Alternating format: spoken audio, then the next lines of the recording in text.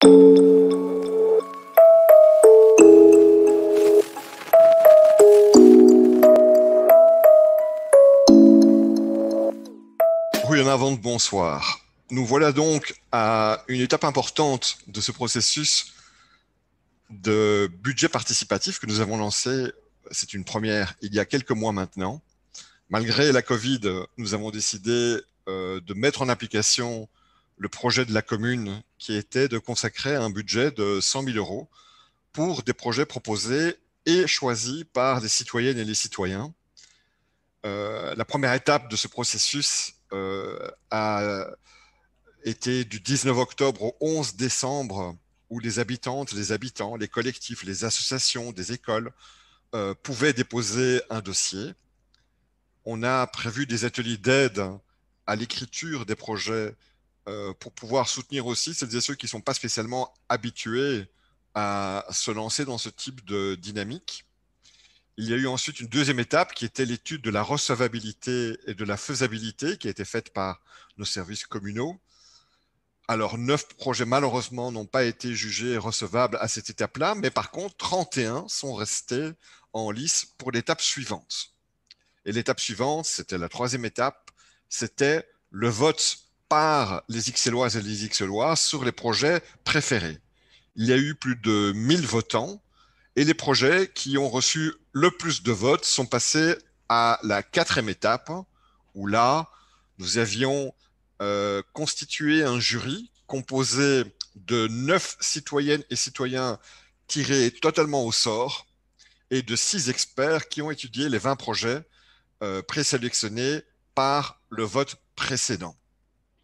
Alors, les projets devaient répondre à au moins une des thématiques qui était la préservation de l'environnement et l'amélioration du cadre de vie, et où la cohésion sociale, le vivre ensemble, à travers par exemple le renforcement du lien social, de la convivialité, de la solidarité, et où le renforcement de l'économie locale et le développement des emplois de qualité.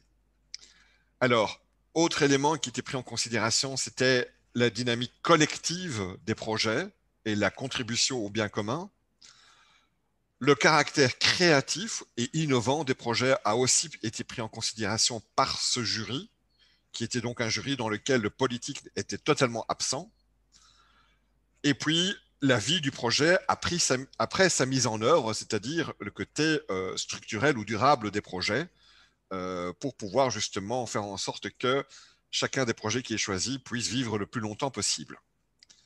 Alors, toutes les informations sur le budget participatif, on a essayé d'être le plus transparent possible depuis le départ.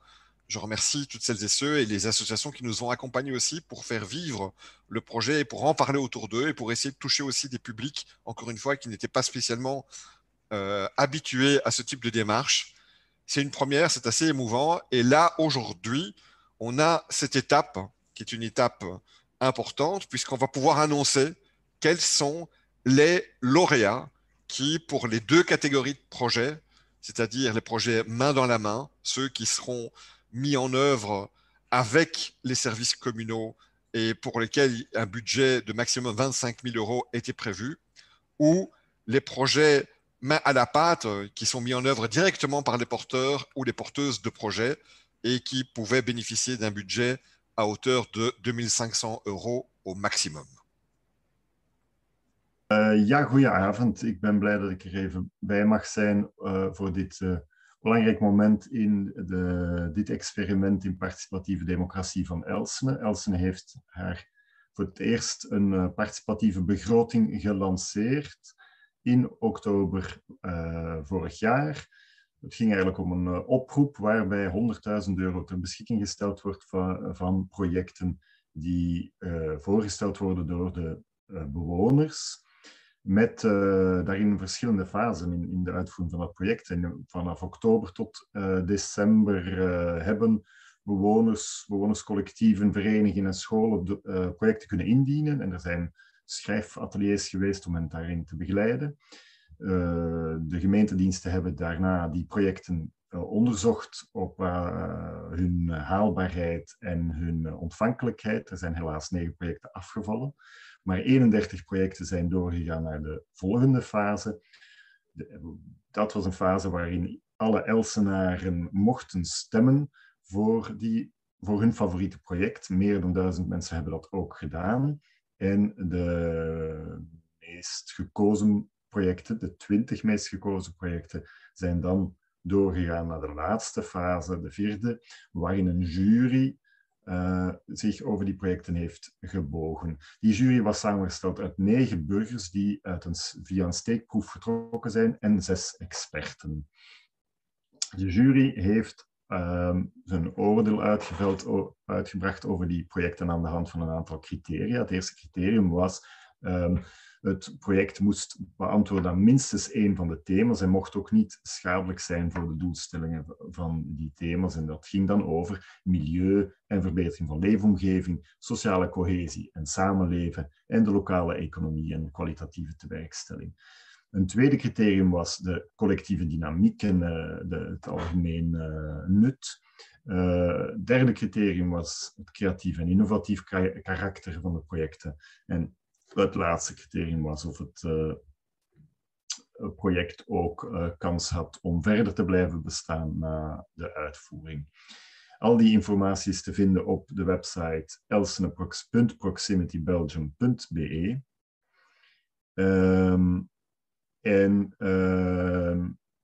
Belangrijk daarbij is ook te vertellen dat het budget opgedeeld is in 2 categorieën. Een categorie van €25.000 dat gaat naar projecten die getrokken worden en uitgevoerd worden door de burgers. Een categorie die heet Handen uit de mouwen.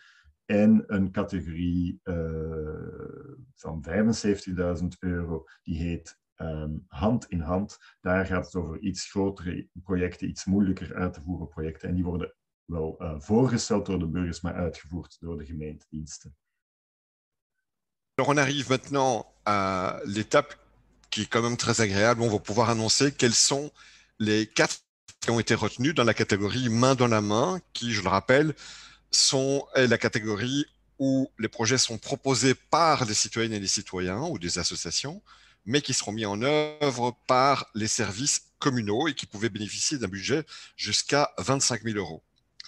De eerste laureaat is Games Connection en de bedoeling is ontmoetingen en sociale cohesie te bevorderen in de openbare ruimte door het opzetten van Afrikaanse, Aziatische en Europese bordspellen. Le deuxième projet s'appelle Potage à dos, et là l'objectif est de construire une serre destinée à récolter de l'eau de pluie qui permet de faciliter et de rendre plus écologique l'arrosage du potager collectif Potage à dos.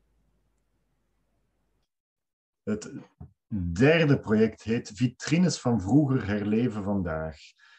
Zij willen het uniek patrimonium van winkelgevers uit de Belle Époque onder de aandacht brengen door middel van een fototentoonstelling en een kunstenaarsparcours.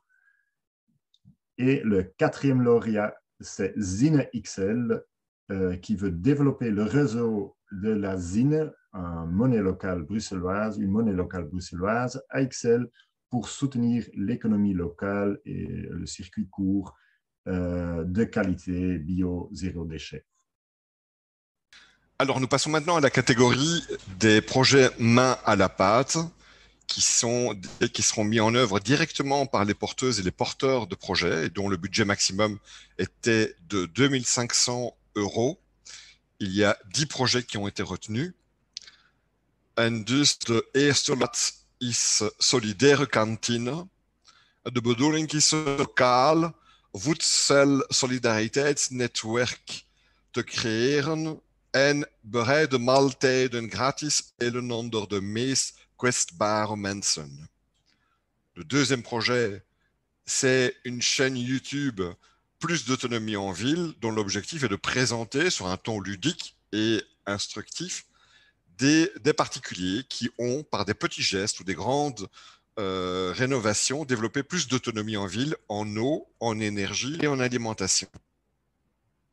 De derde laureaat uit de categorie handen uit de mouwen die recht heeft op een subsidie van tot maximum €2500 is Elzaar Street Art Collective XL. De bedoeling is hier om jongeren van Afrikaanse afkomst in een precaire situatie de kans te geven om hun artistieke talenten te ontwikkelen door een muurschildering. De vierde laureaat, le quatrième lauréat de cette catégorie est Et puis, sur le pas de la porte, il s'agit de mettre en valeur, à travers des vidéos, la vie de la rue Le Broussard et privilégier les relations citoyennes et intergénérationnelles entre les habitants. En dus de vijfde laureaat is opleidingen gendergelijkheid voor mensen die omkadering bieden aan jongeren. Ze gaan trainingen organiseren rond het thema gendergelijkheid, specifiek voor professionnels die werken met jongeren. Le sixième projet s'appelle Kiosque Up. Et là, l'objectif est d'installer un kiosque mobile sur les places publiques d'Ixelles qui ouvrirait sa scène à la promotion des arts vivants et au programme des petites et grandes structures culturelles. De volgende laureaat is Les Mains Ouvertes. Zij willen groentebakken in de Ambachtsliedenstraat, in de Rue Artisan, opwaarderen en ook banden tot stand brengen tussen de bewoners en voorbijgangers. Un prochain projet s'appelle Less Walls, More Bridges, qui veut développer des ateliers créatifs pour rapprocher les résidents et les faire se sentir plus connectés à leur quartier. L'intention est d'utiliser les armoires électriques de la rue Malibran comme toile pour visualiser l'identité des riverains. En nu de voorlaatste laureaat is Pop Saint-Boniface. Ze willen popvoorstellingen organiseren. Via die momenten voor jong en oud bevorderen ze de sociale samenhang. Et dernier projet de cette catégorie, le 10e, Women in Art in the Streets. Et là, l'objectif est de faire découvrir de grandes œuvres créées par des femmes artistes qui ont été parfois oubliées dans l'histoire de l'art à travers une déambulation nocturne artistique et musicale immersive. Et toutes nos félicitations à tous ces lauréats qui ont vraiment proposé de beaux projets. La bonne nouvelle pour chacune et chacun, c'est que le projet du budget participatif ne s'arrête pas ici. Oui, c'est une étape importante, le soutien de la ville au projet lauréat, mais nous avons envie de permettre à toutes les citoyennes et tous les citoyens d'eux-mêmes soutenir les projets main à la pâte qui ont été soutenus. Donc, pour cette dernière grande étape du budget participatif, durant 45 jours, nous allons vous proposer de participer à une campagne de mobilisation avec deux objectifs principaux. Vous avez peut-être dans votre rue, dans votre quartier, ou sur la commune, un ou plusieurs projets que personnellement vous voudriez soutenir. On vous donnera l'occasion de faire ce soutien via un crowdfunding. Donc, c'est soutenir financièrement les projets, mais également avec d'autres moyens, parce qu'on sait que certains projets ont également besoin d'autres soutiens. Et donc là, on va vous proposer de faire du crowdsourcing, donc de proposer du soutien matériel ou du soutien bénévole, pourquoi pas devenir membre des différents collectifs qui soutiennent les projets. Et donc cette grande campagne de mobilisation démarre le 20 avril et dure 45 jours, donc jusqu'au 4 juin. Vous aurez toutes les informations sur la plateforme xl.proximitybelgium, elsene.proximitybelgium.be. Voilà, pour cette étape, c'est presque fini, puisque vous l'avez entendu, il y a encore cette possibilité pour les citoyennes et les citoyens qui le désirent de soutenir les projets qui ont été sélectionnés. Ça complète un peu cette démarche participative. C'est la première fois qu'on organisait cette année ce budget participatif. Je tiens vraiment à remercier toutes les associations qui nous ont accompagnés pour apporter leur propre expertise, pour en faire une réussite, malgré le contexte de Covid qui nous empêche d'avoir des relations humaines plus directes. C'est un succès et je remercie vraiment les femmes, les hommes, les associations, les différents auteurs qui ont déposé un projet. Je remercie aussi les membres du jury qui ont été sélectionnés par hasard. C'était important. Ils ont dû être surprises, elles ont dû être surprises et ils ont dû être surpris quand on les a appelés pour leur dire voilà, on a tiré au sort votre nom pour que vous puissiez participer à ce jury pour sélectionner les projets qui vont embellir votre ville, votre commune, XL. On se lance dans la deuxième édition puisqu'on a pris la décision de reprendre un budget de 100 000 euros pour une deuxième édition du budget participatif qui commencera dès septembre 2021. Soyez attentifs et surtout, nous continuerons à communiquer à travers le site de la commune, à travers les réseaux sociaux et il y a la plateforme xl.proximitybelgium.be où vous pouvez suivre l'ensemble des informations et des actualités relatives au budget participatif. Merci encore pour tout. C'est, je pense, ce type de démarche et de coopération qu'on parviendra à améliorer encore les projets destinés à l'amélioration de notre cadre de vie. On aime XL, on a envie qu'elle soit encore plus belle et on le fera ensemble.